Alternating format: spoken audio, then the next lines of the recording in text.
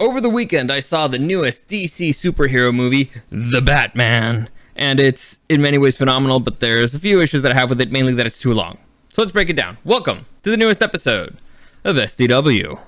Super Dario World!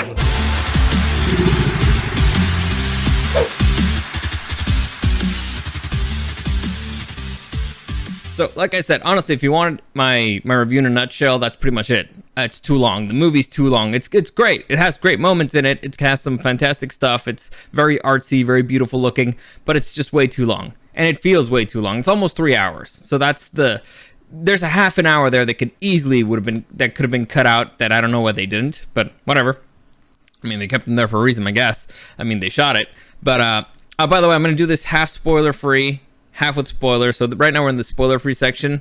It being too long is a problem. And I mean a definite problem because it feels too long. Like, I don't mind a long movie if I'm enjoying it.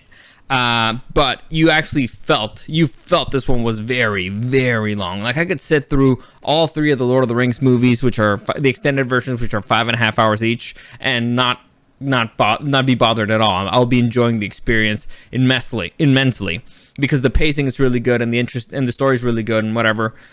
I can't say the same about this one. Sitting through it again, I'd say the first 2 quarters of it I would. The third one, they didn't nail the final arc. In fact, it feels like they just added it on top of something else that wasn't there. The pacing is not as great towards the end. There's a point where you kind of forget even that the villain's a part of the story. So it's an issue. Again, it has really great stuff, and the arc overall for Batman Bruce Wayne is phenomenal. It's phenomenal, but it is too long. It drags a little, and you kind of get a bit confused at certain points. But whatever. It also has a massive plot hole regarding the villain's plan. I'll get into that in the spoiler part. I noticed 2 spoilers. I'm sorry, not spoilers. 2 plot holes. One is a considerable one, and the other one is a massive plot hole. So I'll deal with that in the spoiler section. But overall, the most important thing: how did Robert Pattinson do as Batman? That's honestly the most important thing. If you don't like the person doing Batman, there's really no point. Pattinson fucking nails it. He's fantastic as Batman, and I'm very specific about this Batman. I did not particularly love his Bruce Wayne, but we'll talk about Bruce Wayne later. His Batman is phenomenal. He's dark, he's gritty, he's angry. You can tell that he's smart. He has certain expressions that are interesting. He does a particular thing with his mouth to show that he's upset, which is kind of a Batman thing. If you watch the Batman the Animated Series, Batman sometimes does it's not like a growl per se, but it's a little thing with his mouth. And I don't know if that's the thing that he does naturally or if he did it specifically for this character, but it fits. And overall, like I said, he nailed it in many, many ways. Also, the action is fantastic. The fighting sequences are really good. This is the most brutal Batman that we've ever seen. It's the most realistic Batman we've ever seen. And he nails all the Batman parts almost to a T. Fantastic. Phenomenal. Is he the best Batman ever? I have to think about it. But he's definitely not automatically eliminated and definitely in the conversation, which is more than I can say about other people playing Batman. So there you go. Robert Pattinson as Batman, phenomenal. My issue is with his Bruce Wayne, but it's not necessarily an issue with Pattinson. It's more the way that Bruce Wayne was written, but I get it. This is, again, it's all part of the story arc of the movie. It makes sense. It fits. It's just when you're watching it, you're like, that's not Bruce Wayne. That's definitely not Bruce Wayne. But it's Bruce Wayne in a particular time in his life when, how can I explain that? All right, this movie takes a lot from it takes a lot from a lot of Batman story, a lot of Batman comic books. The 2 that I saw the most from is probably Hush and The Long Holiday. So those 2, I think, are the ones that it took the most inspiration from. But there's also another storyline. I think it's called Bruce Wayne Most Wanted, if I'm not mistaken, where basically Bruce Wayne goes to jail because he gets framed for murder, and so he escapes. And Batman's just like, well, since Bruce Wayne is wanted, I'll just be Batman the entire time, and he doesn't want to be Bruce Wayne anymore. So he's in that particular in that particular moment of his life, he's like, man, I don't want to be Bruce Wayne. I want to be Batman. And so again, it makes sense within the arc of the story. It's just odd to see. I did not expect it. I expected to see the way that other actors have handled it, like with Batman, dark, broody, angry. Bruce Wayne, lovable, the billionaire, blah, blah, blah, charming. He did not play it that way at all. So again, it's not issue with Pattinson, it's an issue with the way he was written. And so overall, Pattinson, really great, fantastic. The story I have a few issues with. Again, mainly it's the massive plot hole, but this is more of a film noir movie than it is a superhero movie, which is great. It's a detective movie, and Batman is the narrator. You're actually inside Batman's mind, which is something that I don't think that's been done really, or at least not to a big degree. And it's honestly, it's very refreshing. Again, it's reminiscent of the comic books. So Matt Reeves did his research writing this particular movie, and he wanted to be very faithful to a lot of the comic book style of Batman, more than the movie style of Batman, more the comic book style of Batman. And like I said, it's probably the most realistic Batman we've ever seen, and at the same time, the most ridiculous. Because that suit can take let's just say that suit could take a hit that I don't think any other bat suit could take, including the one with Batman v Superman, who took hits from Superman. So I mean that seriously. And so it's got his feet on the ground. You get to see Batman do things that you've never seen him do before. In fact, the first half of the movie, I wouldn't even say that it's a Batman movie. Well, most of it. It's more of a detective movie. I mean, this is the wildest thing. And I don't know if it's a spoiler. I don't think it's a spoiler because it's not relevant to the story or anything. But to me, I was shocked when I saw this. There's a moment where you see Batman knocking on a door to get in. He actually walks up to a door and knocks on it, and he waits for somebody to open it for him to actually get into the building. And I was like, this is fucking wild. Why is nobody else surprised? But what the fuck is happening? Batman doesn't knock on doors. He just breaks in. It's kind of his thing. He doesn't wait to be invited. What is he gonna do? What if the bouncer says, get the fuck out? What was he gonna do? And so it was something that I thought was fucking hysterical, but I guess nobody else thought that, because nobody else in the movie theater reacted. But I was literally looking around like, are you seeing this shit? So yeah, it's a very young Batman. It's a very rookie Batman, and he makes mistakes. He makes mistakes with stunts. He makes mistakes with equipment. He makes mistakes with people. But he's not a fuck up. That's the most important thing. He's not a clown. He's not a buffoon. He's just inexperienced. He's highly capable, has a lot of talent, has a lot of potential, but he's just inexperienced. And it shows. And it was a little jarring to see Batman walk into a building surrounded by cops. It's really weird. It's just bizarre because he's a vigilante, he's a criminal, and he's just walking in there with his freaking bat suit, and all the cops are looking at him like, and you can see that they're calculating like, we could take this guy if we all jump at once, and they probably could. So it's weird to see. Again, him walking into places is really weird. I would have expected more to be like, okay, Gordon is investigating the crime scene, and all of a sudden from the shadows, Batman walks in. So like he got in somehow. So that would be more Batman-like. But no, here at the first half of the movie, it's not Batman.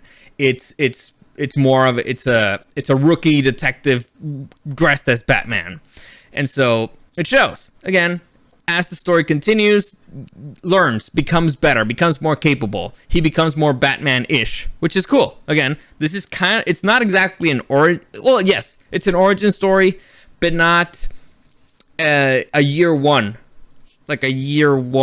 origin story. We saw that already in Batman Begins. We didn't need to see that anymore. This one takes place kind of. You know what? Imagine this movie could actually, if you told me this is a sequel to Batman Begins, I'd be like, okay, I could buy it.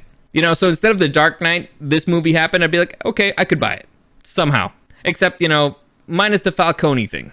And so, very well done, very well handled, very enjoyable. It's not as good as The Dark Knight, personally. I know a lot of people are saying this is the best Batman movie ever. It's not. It's not better than The Dark Knight. Let me see. The other best ones would be the Nolan ones. Batman v Superman doesn't really count. At least I don't think it's not. Is it a Batman movie? I don't know, but it's not okay. To me, it's easy. It's not the worst one. I'd say it's in the top tier, but it's not. It's not better than The Dark Knight, at least in my humble opinion, because this has a massive plot hole. But whatever. Let's continue with a few of the other characters here before I get into more of the storyline stuff. So, Robert Pattinson, like I said, great. The other important character here would be Selina Kyle, aka Catwoman. Now, from the character Catwoman, basically they took a lot from the comic book Batman Hush. I think the Selina Kyle stuff, they took the majority. They took the majority from Hush, and I don't mean the lines. I mean their relationship. Hush deals really digs into the relationship between Catwoman and Batman. Here they do that as well. However, unfortunately, I think it's too early.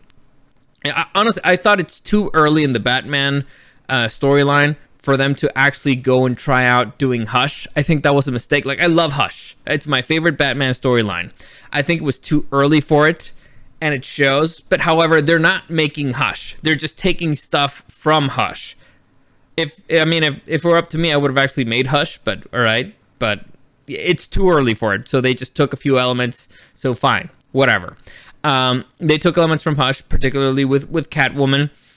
I thought it was a bit too early for it. Some things felt kind of forced, but Zoe Kravitz did a good job. Her, let's say her fighting style's fantastic. Like, I don't know what her stunt double did and how she did some of those kicks, but they were fantastic. So, well handled there. Like I said, I was talking about the relationship between those two is a very important part of the plot. Again, I'll wait for all that stuff for the spoiler arena. Alfred is probably the least warm Alfred I've ever seen. Andy Serkis, he's more of a tough guy. He's more of instead of a butler or the caretaker or the father figure or like the grandfather figure, he's more of the bodyguard. Now, he clearly cares and he clearly tried to raise him, but he's not like a soft Alfred. So far, we've only seen soft Alfreds. No, this Alfred, you could tell he's kind of a badass. In fact, I think he even has like a big scar. Like he's seen some shit. So it's in their relationship shows, and so this is the Alfred that I think spends the least amount of time on screen that I remember, because I remember that Michael Caine was a big part of the story. Here, this Alfred doesn't really do much because he's not trying to guide Master Wayne or whatever. So the whole Bruce Wayne part of the story I felt was a little weak, and Alfred is Bruce Wayne's most important human connection. So again, that was a little lacking. For a 3-hour movie, they missed a lot of very important parts of Bruce Wayne's life. So again, Andy Serkis did a good job. It was just the writing that's a little iffy. The villain here, the Riddler, he's kind of Jokerish. They took stuff from the Joker, the actor. I'm not gonna say his name because it could be a spoiler for people. But like I said, other than the big plot hole in his plan, they did a great job. The villain is scary as fuck, very creepy. They made sure that from the beginning of the movie you're scared of this guy, from him being a creepy psychopath, the way that he does the things that he does, and so it's very well handled in that particular arena. I think he did a great job. Again, a little bit Joker-ish, but whatever. Like, it's the Riddler is also kind of a clown, so And the riddles are fun. That's always very enjoyable. You know, you're in the movie, you're trying to figure them out, and then Batman does it before you, and you're like, God damn it, son of a bitch. So, I've never been really great with riddles, so I don't really mind, but I try. I make an effort. Next, Colin Farrell is the Penguin. Now, I was very concerned in this movie that there was going to be too many villains, and again, too many cooks in the kitchen could be a problem, because you got Selina Kyle in there, Catwoman. You got the Riddler. You got the Penguin, and you got Carmine Falcone. So that's just too many villains in the movie. However, I wouldn't say that they're all villains. I say that some of them are anti-heroes. And actually, this movie is kind of in a way, a Penguin origin story. Kind of, not exactly, but a little bit. And Colin Farrell is phenomenal. He's unrecognizable. So the makeup department did a great job. And his performance, he's unrecognizable. You know, he's got like a very weird, I can't do the accent, but it's kind of like a New York accent. It's very weird, but it fits. and it's really good. And you see kind of like the crazy in him. He's like the desperation, and actually trying to really hard to be a brown noser. It's very well handled, very well done. I was very, very impressed with Colin Farrell. And I'm looking forward to see what he can do in the future with the character, because again, this was not the main villain. He was just a complication. Finally, well, actually, no, not finally. James Gordon, again, this is Batman year 2, so he already has a relationship with Jim Gordon. They're already kind of buddies. The bat signal already exists. Jim trusts him more than other cops and stuff like that, so that relationship was okay. It just sucks that we didn't really get to see it. It's just a given. Okay, these two are buddies. These two, give us a reason. Give us a reason why he trusts a vigilante so much, because he gives Jim Gordon gives Batman so much trust, and we didn't get to see it. So I wish we could have seen a little, or at least even heard a little of it. So that it left me wanting. The performance was good, but again, it's more the writing that I had the issue with, and it's not a big issue. It's just I wish I could have a little bit more. And finally, Carmine Falcone, played by John Turturro, to me seemed somewhat of a miscast. Now, for those of you who don't know who John Turturro is, if you ever seen The Big Lebowski, he's Jesus, the bowling guy. Or if you ever seen what's his name? That's the Adam Sandler movie with Mr. Deeds. He's the guy. He's the butler. He's like, I'm very, very sneaky. Yes, may I like your feet? May I put on your socks? Yes, very, very sneaky. He's that guy. I thought this was a miscast. Now, the man acted his ass off, and in the performance, I think it's okay, but he doesn't look scary. I mean, he looks kind of like pedophile scary, but not like mob boss scary. It's that the guy who did it in Batman Begins, I forget his name, forget the actor's name, but he did a really good job. He was actually one of the villains in The Patriot. So that dude, he's like a big dude, scary. He actually feels like a mob boss. He looks at you and you don't laugh. John Turturro, you look at him and you could laugh a little bit. The other guy, you don't. And so a bit of a miscast there. Again, he's a really good actor, but you can't really act your way out of the way that you look. And maybe it's because I've seen him do comedy stuff for so long and try to be funny more than anything, that to me it just felt weird. But I mean, that's how I feel. So there you go. Well, actually, no. Let's do a little bit more spoiler-free stuff before I get into anything. Overall, the movie, enjoyable to watch, but you better be ready to sit there for a very long time. Very, very long time. The music's fantastic. Like I said, Batman's got kind of a Darth Vader theme there going on. I believe it's Danny Elfman did a really good job. It's very artsy, film noir-ish. Batman feels scary. In fact, in the very first sequence where they introduce Batman, he feels scary as fuck. Well, actually, they want to show the fear that he instills in the heart of criminals. This is a deranged man in many ways. He's very realistic. He's got his feet on the ground, except when he doesn't, in kind of ridiculous situations, which I don't understand. He's very new. He's a rookie. He makes mistakes. Well, he's not a rookie, but he's still not. He hasn't perfected what he's doing. The arc they have for Bruce Wayne and Batman is phenomenal. There's many story arcs in this movie. All of them are great. And so I highly recommend the movie. Again, it's not the best one, mainly because by the end of it, you're like, man, this was too long. This was way too long. But it does have great things in it. I enjoyed the gadgets with the Batsuit, like the logo that he has there, right there on his chest. That actually comes off and is a knife. I thought it was really cool. There's other interesting gadgets there. It's kind of like steampunk-ish, some of them, that I thought looked really cool. So, all right. They introduced a bunch of interesting stuff. And so it's cool. The movie's cool enough. The performances are great. They got a bunch of big names in there. And so overall, I don't know what number I'd put on it, because it does feel way too long. That's the big knock on it. If they'd split it up in 2 movies, maybe it could have been better. But I don't know. But anyway, that's it for the spoiler-free part. Spoiler-free part. I'm gonna go into spoiler arena now. So fair warning: 3, 2, 1. Oh, like I said, overall, it's worth your money. Watch it, enjoy it. It's worth your money. So spoiler arena in 3, 2, 1. Spoiler alert! Spoiler alert! Spoiler alert! So, I love.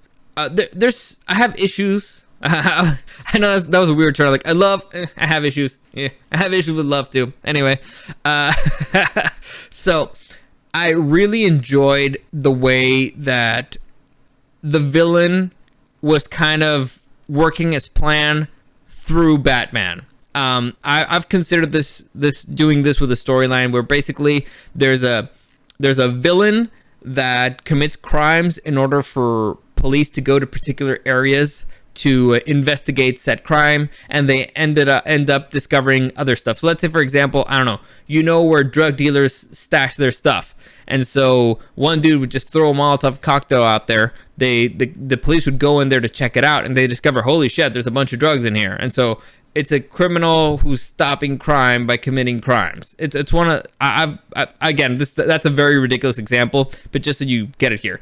And so I like the way that here the Riddler was kind of making the Batman investigate crimes by committing crimes. So I like that angle. Like he's leading him in a particular direction. Batman's not the one in control. And so I enjoyed that. I thought it was great. There's just a big issue with the Riddler's big plan here.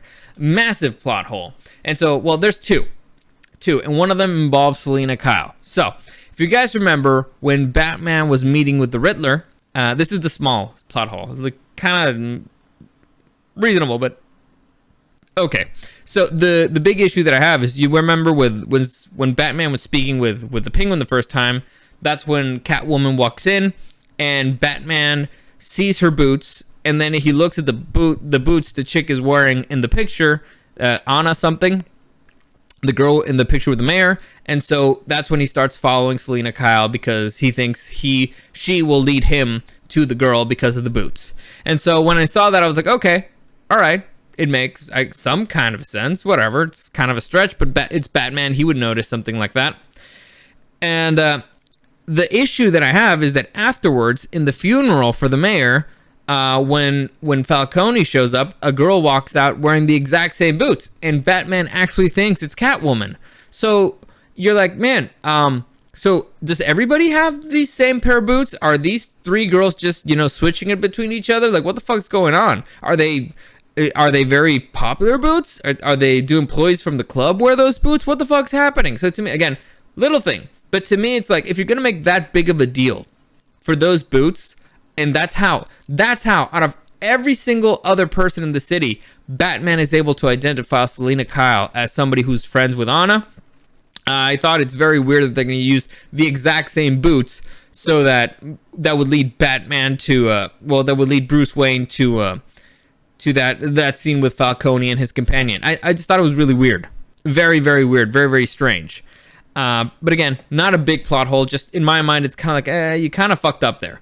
And I get why they fucked up, because the scene with Falcone was kind of interesting, where he's following the girl, and the girl turns around, it's not Selina. So I get why you did it. I just, you could have used something else, like anything else. I don't know, a wig or whatever. That's the same type of wig. I don't know, something like that. Anyway, the other big, this is the one that's like, man, this one doesn't make any sense no matter how I try to figure it out. Unless, well, I spoke with a buddy of mine, and I'll tell you what he said. But the Riddler's plan, when he's in the insane asylum and he's talking to Batman, he says, "Oh, I thought you figured it out. You haven't figured it out yet? Oh, I guess you're not as smart as you thought." So the Riddler, while he was in Arkham, he expected Batman to know everything. However, in order for Batman to know everything, he had to rip off the carpet from his apartment and enter the code to watch the video in his computer, correct? That's everything. That's when Batman learns everything, is after he rips off the carpet, uses the code, puts it in the computer, and then that's when he watches the video of the Riddler telling his plan, correct? Are we okay with that? So the Riddler thought that Batman had done that when he went to visit him. However, there's a massive hole in the Riddler's plan. His apartment was filled with police officers. So how is Batman going to figure out what code, figure out the code and watch the video if the building is swarmed with cops? The cops are gonna see the video. Like, if Batman had figured it out then and there, He takes off the murder weapon, and if he would have figured out, okay, this is for rugs, there's a rug here. He takes off the rug, he sees the code, and he puts it in the computer. The room is filled with cops. In the video, the Riddler lays out his plan. He's like, I put bombs all over the city. In fact, there's a map right there if you want to check out where the bombs are. And I got a bunch of my buddies showing up with guns. The cops were in the room. They would have known. And so they would have been like, okay, well, let's just go get those vans and make sure that nobody with guns enters the arena, right? It would have fucked up his entire plan. So to me, that is a massive plot hole. Massive plot hole. Gigantic. I'd say plan-endingly bad. I've never really liked the whole thing of villains getting captured and not having an escape plan. So for example, in The Dark Knight, the Joker gets captured, but he has a plan to escape. In Into Darkness, Khan gets that's not Batman, whatever. Khan gets captured, but he has a plan of escape. Here, the Riddler doesn't really have a plan of escape. He's just like, oh, we'll be here and we'll be safe here. But you know what he could have done? He could have left. So he could have left the city. There was literally no reason why the Joker should be in Arkham except that he wanted to. And so if he wanted to, it was maybe, I don't know why, to talk to Batman. Maybe, but you could talk to him somewhere else. You could just, find another way of communicating. You don't have to be in an insane asylum to communicate with him. So again, really weird stuff. Really, really weird stuff. Also, really weird that he went to Arkham so fast. The Gotham judicial system must work extremely fast. I could assume he'd be in jail, but whatever. So again, massive plot hole. Gigantic, ginormous plot hole that really bugged me. It's one of those things that it was gnawing in the back of my mind. It's like, there's something here that doesn't make sense. And that's it to me. So again, they really fucked up the ending, particularly with the villain and his plan. They were not able to close it out successfully, in my humble opinion. And so that's what really hurts this movie. But what that leads to a very cool action scene, but it's kind of too gratuitous. It's just a random army shows out of nowhere. Yeah, that's not fun. You need to build it up. You need to build up the possibility that there's more than one villain. You need to build up the possibility that there's resistance, that there's more anger out there, and there's actually violence in the that's coming up. So they needed to build that up. It just came out of nowhere. It looked really, the fight was really cool. It's just, I don't know, it just felt off. The timing felt really off. Again, that last half hour, it just didn't make much sense to me. It dragged. We kind of just wanted the movie to be over. However, the whole thing of pulling the people out of the water, the story arc of going from, no, I can't just be vengeance, I actually need to give people hope. And it's a great story arc. It's fantastic. I don't hate the destination. I hate how you got there. I think that's the easiest way to explain it. Love the destination. Hate how you got there. You could have done it in a better way, or maybe split it up in 2 movies. I don't know, but really, really weird. I also found it really weird that he beat up a guy to an inch of his life, probably with adrenaline. So I understand. But at the beginning of the movie, the dude that he beats up, it's probably the worst beat up in the entire movie. Next to the guy at the end, he just wails on the guy, and I thought that was hysterical. It's like, man, Carmine Falcone was trying to kill your girl. Carmine Falcone may have killed your parents, but you punched him once, and that was it. You only nailed him once, and that guy in the beginning, who's a random nobody, who technically hadn't really done anything wrong. I guess he instigated something. He was guiding a bunch of assholes, but he really hadn't done anything. But you just beat him with to an inch of his life. That was fucking awesome. So yeah, overall, great movie. Has its issues, particularly timing, plot holes, and the movie did not feel ready for the Selena Kyle Hush storyline. The Riddler, I felt that there's no reason for him to get caught, like none whatsoever. He chose to get caught. I don't understand it, and I don't know. But it has great fight scenes. Like, Matt Reeves is a genius that way. It's very artsy, very beautiful fight scenes. There's the one, my favorite one is probably everybody's favorite one, is the fight scene where it's totally in the dark and the only thing you can see is gunshots. I think that's in Falcone's office. The only thing you can see is the gunshots and them ricocheting off the batsuit. That is phenomenal. That's the coolest fight scene in the movie, and this movie has a lot of really cool fight scenes. unfortunately, it also shows you the ridiculousness of it. So again, this is the most realistic Bruce Wayne we've ever seen. The most realistic Batman we've ever seen. He knocks on fucking doors. Okay, I need to stress that. He takes off the suit and spies on people. He actually has to do detective grunt work. We see it. But at the same time, and a bomb goes off in his face. Like he was inches away from the bomb, and he walks out of there without nothing. Like that suit not only took the explosion, but his face, which was uncovered, nothing. Like that thing would scramble your brains. It would scramble your brains. Did you guys ever see The Hurt Locker in the beginning when what's this actor's name? The dude from Memento. I forget his name. But that guy, he's in the beginning of the movie, and a bomb's about to go off, and he's running away. So he's a few, maybe 100 yards away from the bomb, maybe 50 yards. Let's say he's at least over 20 yards away from the bomb, and it goes off. And he's wearing a bomb suit, and he goes out flying, and his body's fine. However, his brain became mashed potatoes, like, because your brain can't take that type of impact. Even if the bones can't, even the skin can, your brain can't. It's like, wah. And so, ridiculous, beyond ridiculous. Batman taking point blank shots from rifles and stuff. You're like, you can't take that. That's not that's not realistic. The shotgun, maybe, because it spreads, but shot from a sniper rifle at point blank range, I don't see that happening. That's no bueno. So it has its issues. Overall, it's fun to watch. Hopefully there's a director's cut that's shorter or longer but cooler. I don't mind longer stuff if the pacing is better overall. So great introduction to this new Batman. Again, Pattinson nailed it. He nailed it. I'm looking forward to, if there's another movie, for him to do a better job with Bruce Wayne and for them to write Bruce Wayne better. But overall, I'm very much looking forward to this becoming a thing, this becoming a franchise, and Matt Reeves being in the helm of it. If there's a new trilogy with Matt Reeves running the show, I'd be very excited for it. So there you go. I think that's a decent place to stop. Whoa. Wrong button. Great movie, and also get that out of the way. Great movie, just too long. That's the best way I could describe it. Worth your money. You'll see something that you'll remember. It's very impressive, very beautiful, and the soundtrack's fantastic, and Batman feels scary and epic and cool, which is, at the end, all that matters, really. It's just a bit too long, so that's it.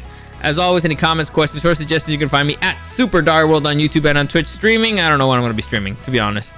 My schedule is already set up, so I need to figure out how I am going to handle the podcast end of things, but I'll have at least a few shows this week. I got stuff that I want to talk about. If you want to send me something privately, though, you can always do that on Instagram at Super Dario World and at DarioSDW. As always, thank you for joining me, and I'll see you again next time.